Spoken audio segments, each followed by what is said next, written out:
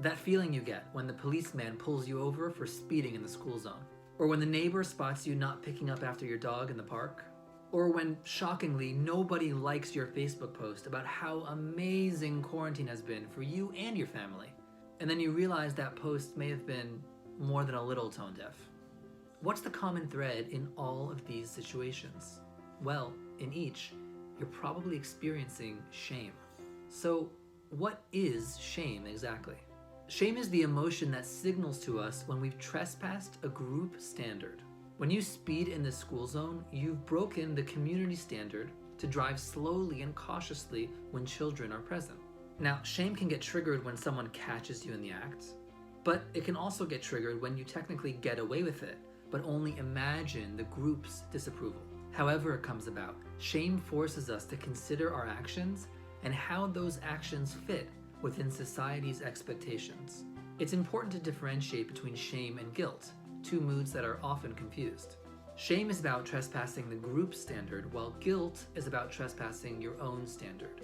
Shame is about what other people view as right or wrong, and guilt is about what you see as right or wrong. You can feel shame without feeling guilt. So, for instance, when I'm caught speeding in a school zone, I may feel no guilt at all. I was completely in control and I wasn't even going that fast.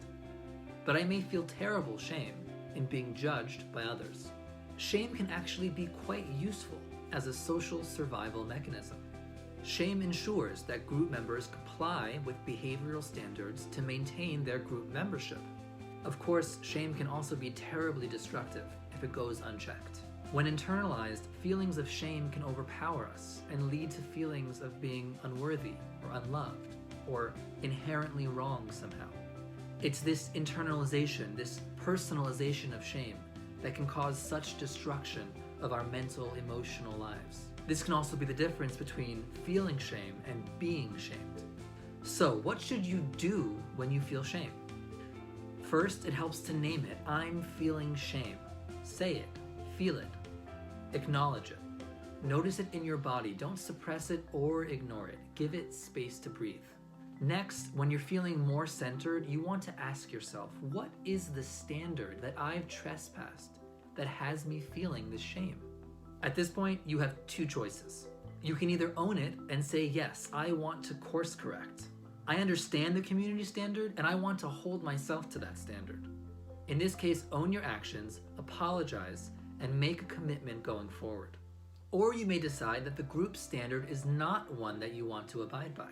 You decline the group the authority to determine your actions. Perhaps you then change your relationship to the group, or you remove yourself from the group altogether.